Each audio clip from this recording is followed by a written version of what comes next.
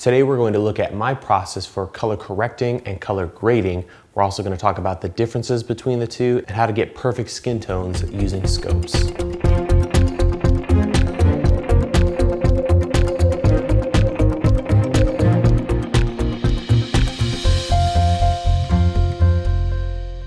So as many of you know, I just completed my GH4 guide and released it not too long ago. And I want to go ahead and take an excerpt from that and share it with you guys. So this is from chapter 6, which is about post-production. We're going to take a look at color correction and color grading. We're going to talk about the differences and use some really slick little tools that most NLEs have. And we're going to go through several shots and correct them all. So let's go ahead and jump right in.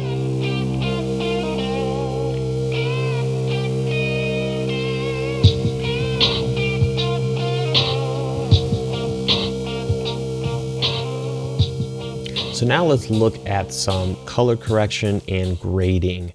I am by no means an expert colorist, but I feel like I've got a couple things I can show you guys when it comes to grading footage in general, and especially the GH4. Now the GH4, we can take these images that I have here, and we're going to go through each of them and go ahead and correct and then grade them. What's amazing is with this 4K footage, we can do so much more than what we were able to do with footage that was coming off of DSLRs, like Canon DSLRs. So I'm going to go through each one of these clips and we're going to correct and grade. The way I go about this, and I think is one of the better ways to go about this, is first correct. So if there's any issues, get them sorted. Then we move on to grading and adding whatever kind of look we want to do. And within that, there's a couple steps that I've found to be incredibly helpful. So the first thing I'm going to do is turn on video scopes. So to do this in Final Cut 10, we can go up to the view and say show video scopes, or hit Command 7. We have a couple different options, and you may remember back when we looked at exposing your footage, we talked about waveforms. So here we have waveform. We also have a vector scope, which we'll talk about here in a second. So the first thing I do anytime I'm going to color correct an image is I deal with exposure first, because when you change exposure, it actually affects the color. So it doesn't make much sense to change color when you're going to turn around and change exposure and it's going to screw with your color. So to do that, we are going to go into our filters and grab the color correction filter, drop it on our first clip. It shows up here in the inspector right here. So we're going to go in, go to exposure, and you can see here, if I adjust this, if I just drag the blacks all the way down, look how saturated this image is. So you can see that whenever we play with exposure and our shadows, midtones, and highlights, we're affecting color saturation. So I'm going to reset that. And what we want to do is we want to take a close look at our waveform. So you can see here, it's pretty even, and it's all in the upper range here. So remember, 100 is white. Anything over 100 is gone. The information is baked, gone forever. So then down here at 0, that's our blacks. So in this image, usually what I do is I grab the blacks, we take them all the way down. What we want to do is look closely, and I don't know if you'll be able to see on your screen, but you want to find the lowest peak and the highest peak and make sure you're not going over. So that's obviously too far. We've gone below 0. So right about there. And I'm going to take the whites and find the top. We don't have to go far because there's a little peak right here. Then what I like to do is I like to scrub through the actual clip and make sure that nothing's going over or below 0. So there's a little bit below. And then look at the image and you can kind of figure out, does that black need to actually be that low? And we want to remember that not everything we record actually has white and black in it. So this particular shot, there's close to black in the shadows on the water. There's a sunset here, but there's nothing that's actually black, black, black. So I'm actually not going to have anything touching that 0. So right about here is good. And you can already see what a huge difference this has made. And if I go ahead and back out and then turn this off, you can see just how big of a difference we've made. And I dare you to try this with a Canon DSLR. It'll just fall to pieces. So already we've done a pretty good job. Color is looking great. And this was recorded on the settings we talked about in chapter 2. And you can actually see I overexposed just a little bit, but we could easily recover it.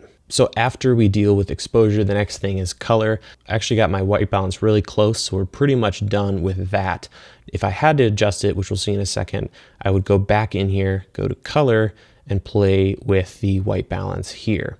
But now I'm going to go ahead and move on to grading this image. So this looks pretty good here, but if we wanted to kind of create a different look, we could add another color corrector. And the reason I do this is I'm going to change colors, but if we had to change the white balance, I don't want to be using my first color board to do that. I want to use my second color board to actually do the grade. So now I'm going to add what's called a complementary color grade. So that's where you have two colors that complement each other. So in the shadows, I'm going to add kind of a bluish green or turquoise. And then in the midtones, I'm going to add kind of a gold or peach or tan color. And from here, we can kind of go back and forth and play with these. And now you can see my saturation looks a little intense. So now I might back that down just a little bit and go back to color. You can kind of play with, you know, how far you want to go with each color. So that's not a bad look right there. I'm going to go back and actually turn that off. So that's the original image. Here's our grade. And that's just an example of one look you could add. So now I'm going to turn everything off. That's what we started with. And then here's where we ended up. So if I play this, hopefully my computer will behave. Looks pretty good.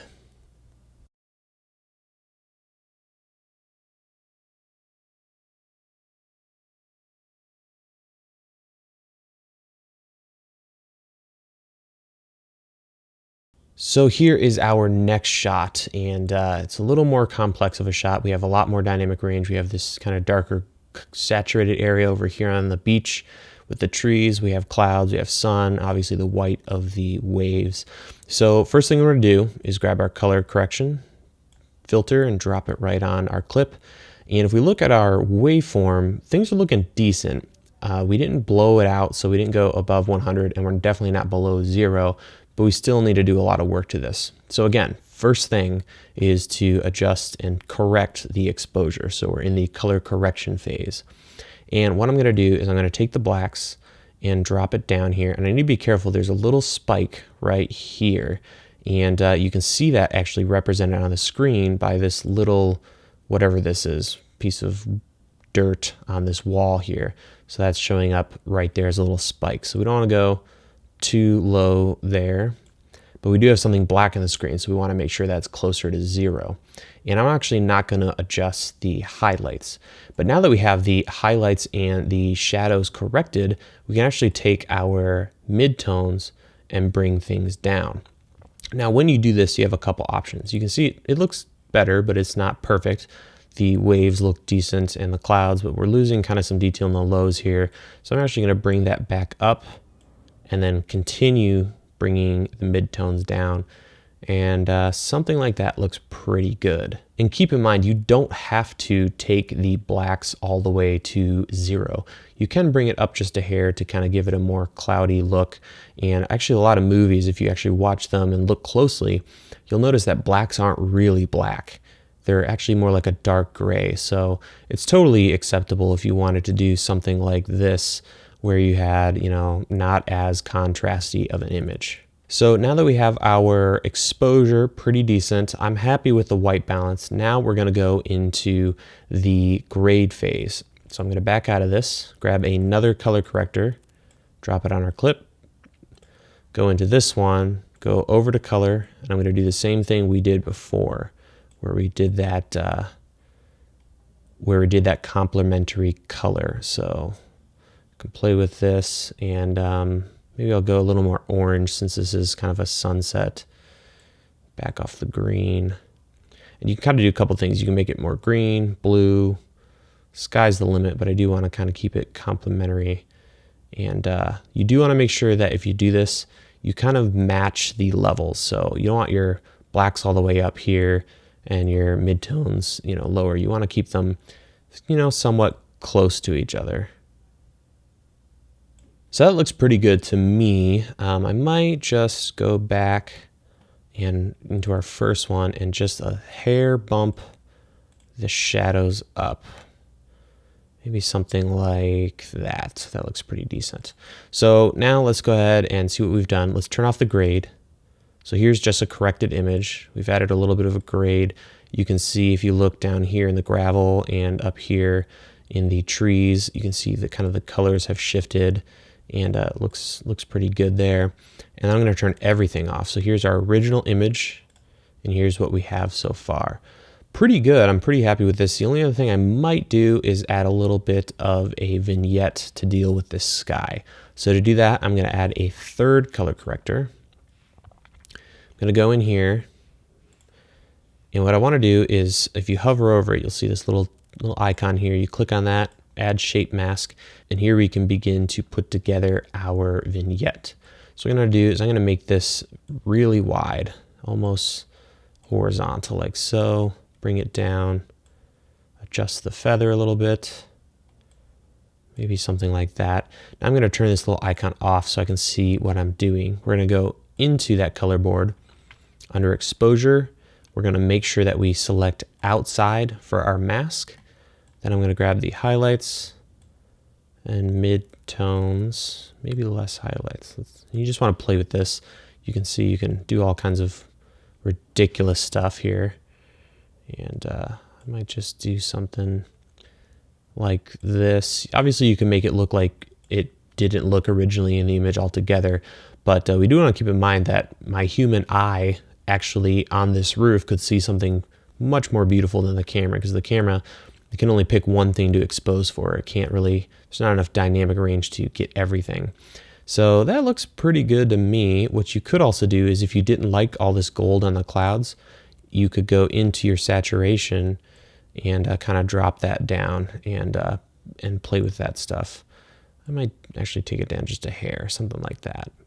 So that looks pretty good there. And again, we can see if I click this, could have obviously changed this whole shot with where we place our vignette.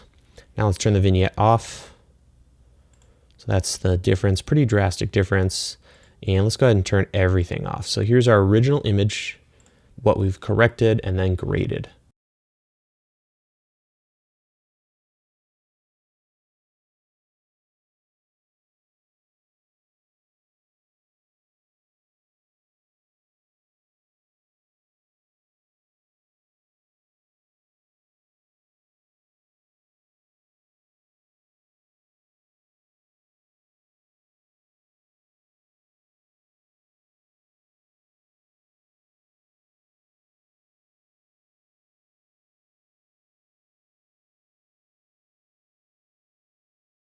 So here's our third clip. We have some new challenges that we didn't see in the first two clips. In the first two clips, we actually had pretty good white balance. And this one, you can see it's a little off. It's more of a blue. I also immediately can see by looking at our waveform that I have an exposure problem. You can see up here all these totally jacked whites.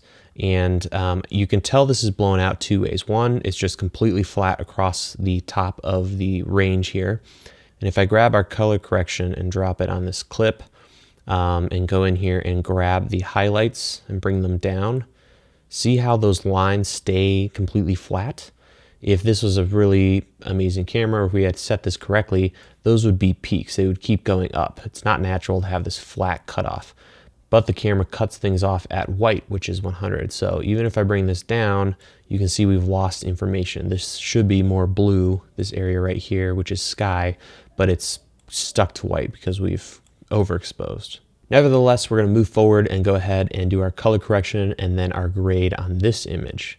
So again, just like all the other ones, we're going to look at our exposure. We can see that this is very hazy, and this is actually shot on the FD lenses. This is a shot from Puerto Rico that we talked about in chapter 3. So what I'm going to do is start with our blacks and bring it down.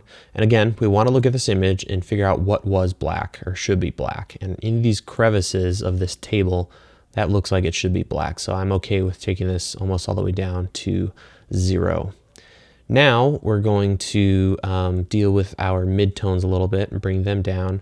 You can see it's affecting this post here, the coffee cup, a little bit of the table, and the trees out there. So let's do something like this. Maybe double check our blacks. And that's looking pretty good. So now we're going to talk about another scope, not the waveform, but we're actually going to talk about the vector scope. So I'm going to switch over to the vector scope. And the vector scope is a circle with different colors as you go around the circle. So we have obviously blue here and yellow here, red, magenta, cyan, and green. And opposite colors are opposite of each other. So yellow is the opposite of blue, magenta is the opposite of green. And this line going off to the top left represents skin tones. So if you get your colors on this line, that's where skin tones are perfect. We'll look at that here in a second at another clip. But another thing about the vector scope is right in the middle, there is 0 color. So starting at the middle is 0. So that's 0 saturation, absolutely no color. As we head out to the edges, we get more and more saturation. So you can see in this image, everything's nice and tight here. We don't have crazy saturation. You can see as I completely jack this, it starts to spread out, and that's getting a little intense. So a great way to use the vector scope is to correct white balance issues. Now, normally in the perfect situation, I get a white card or a gray card in each shot so that I can use it as a reference. But here we don't have that, but we do have this white cup. So what I want to do is I'm going to back out of my color board. I'm going to go down to transform, and I'm just going to blow this image up and set it up so that the cup is filling the entire screen. So my goal is to see nothing but that white cup. So something like that. Hit done. Command 7 to pull up the vector scope again. For some reason it always disappears when you transform. And we can see this looks really blue. And we can see also on the vector scope that it is blue. We have this little dot here that represents all the color information we're seeing, and it's leaning toward blue. This should be white, or this should be right in the middle, but it's blue. So now we can go in, we've already done exposure, so we can go over to color, and I'm going to grab the highlights here and just run it over and go to the opposite of blue, which is kind of orangish red. And you can see just by dragging that up, we've moved it back to the center, so this is neutral.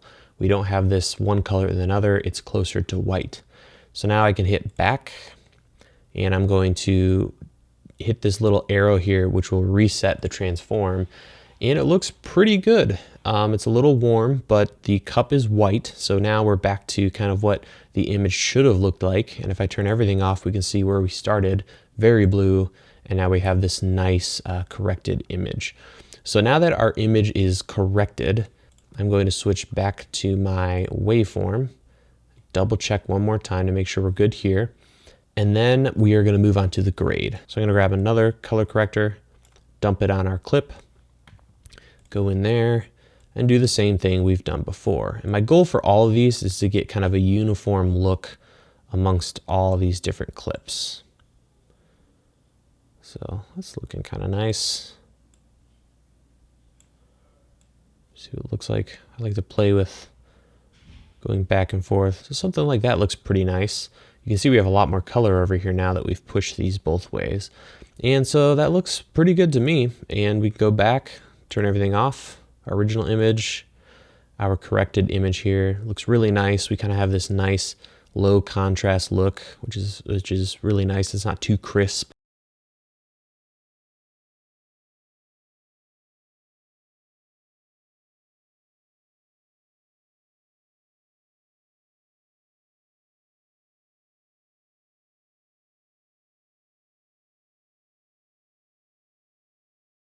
Okay, so here is our fourth clip, and now we have something different, a completely different element, and that is human skin. There's some really cool tricks we're gonna cover on how to get correct skin tone color. And skin color is really important. And it's crazy because our brains have a couple colors that we just automatically identify as correct. Those are the greenness of grass, the blue sky, and human skin. So it's really important that you get your human skin correct and get that corrected before you move on to the grade so that it doesn't look alien. Like all of our clips, we're gonna do the exact same process. And that's what I love about this system is you really can't mess up if you follow the correct steps. So let's take our color correction, dump it on our image here. And if we look up at our waveform, we screwed up our exposure here and we totally blew out. You can see this area, the right side of the shot here is really blown out. That information's gone forever, so there's nothing we can do about that. But let's go ahead and go into our color board, go to exposure, And let's deal with our blacks. So we can see the camera is black, so we want to get it pretty close. There's shadows here, you know, around the hand in the camera here, as well as this little area off to the side. So that looks pretty good. And remember how we talked about exposure can affect saturation? Well, here's an example. You can see when we dropped the blacks here that we completely spiked the saturation. So we're gonna go ahead and correct that. Go into saturation and just bring it down to a more manageable level. So that looks pretty good there. So already we've come a long way. We can look at the before and after. Pretty drastic, but we're still not quite there. So what I wanna do is I'm going to scrub through this shot, and I wanna get something that has a lot of skin in it. So somewhere right here is pretty good. My wife's gonna hate this. Hopefully she won't see this, because I'm gonna zoom in on her frown. And our goal, just like that coffee cup shot, we're gonna zoom all the way in until the screen is filled with nothing but skin. So I'm going to go over to my transform, and we're going to scale this image. And there we go. Now we have nothing but skin in the image, minus that strand of hair. So now we're going to hit Command 7, bring up our vector scope because it ran away. Actually, I need to switch it to vector scope. And remember before we had the vector scope up, we wanted it at 0. Well, now our goal is to get this skin correct. And you can see that this line, which represents the correct color for skin, it's a little off. So we're a little too red. You kind of see that when you look at this. It's a little too red and magenta. So we're going to go into our color board, and I'm going to grab global, and we are going to warm this up a little bit, or rather head toward yellow and orange. And you just want to play with it, and our goal is to get that dot on the line, or at least really close to the line. So you can see as I play with this here, it might look a little crazy, and you can play with where this lands on the left to right of this color board, as well as the percentage or how much color we're adding. So that's correct there. Let's go ahead and back out and see what this looks like. I'm going to reset transform, and it looks pretty good. Let's go ahead and scrub through this a little bit and see what the whole shot looks like. It's a little too yellow and green. Her skin here looks okay, but you can see the beach is bouncing on her hand. So let's try to fine tune this a little more. I just hit Command Z to get back to the place where we have the full screen skin. And let's bring it down and over. Let's do something a little more subtle like that. So we're sort of on the line here, but we're not perfectly on it, but we're really, really darn close. So I'm gonna back out, reset transform, and that looks a lot better. It looks like it's kind of splitting the difference between her hand here and her face. So let's go forward a little bit, check the camera. So that's looking pretty good. We'll call this corrected, and we'll move on to the grade phase. So for our grade, just like all the other ones, we're gonna add another color correction, and we're going to do another complementary colors. So we're gonna go bluish green / turquoise for our shadows. Grab our midtones. Get a nice color here. Use something like that. Just gonna keep playing. Find a happy medium. That's looking pretty good there. I'm gonna scrub through this shot and see, it's a little blue. That's looking a little better. So let's go ahead and take a look at everything and see what we've done so far. So here's our original shot. Crazy hazy, lots of overexposed stuff. We corrected it, which involved the exposure as well as the skin tones. You can see in the original, it's really magenta, kind of red in certain areas. So we fixed that, and then we added our grade. Look at that camera just pop and completely explode, and a nice kind of coolness in the shadows, her eyelashes and her eyebrows, even a little bit on her lips looks really nice. So before and after. So that's kind of how you can take an image that's pretty messed up and doesn't have correct skin color or skin tones, and we're going to add that and fix that. And it's a great system, and that vector scope is going to be your best friend when it comes to skin tones.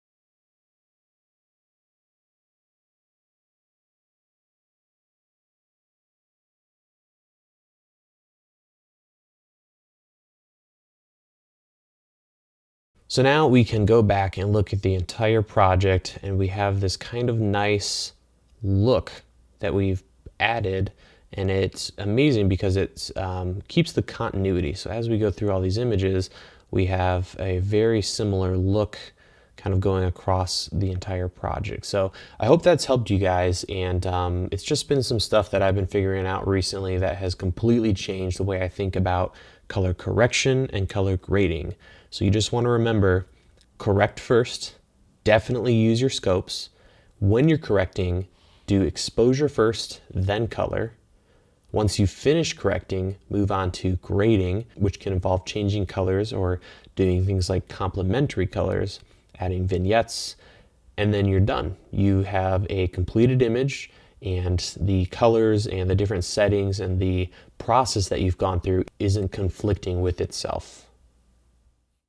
So I hope you enjoyed that. Let me know if you have any feedback. I'd love to hear back from you guys. If you want to learn more about the GH4 and other filmmaking topics, definitely check out my GH4 guide. I'll have a link at the bottom of the screen and below this video. It's over 4 hours of GH4 related content. So lots of good stuff in there. Hope you guys enjoyed, and I will see you in the next video.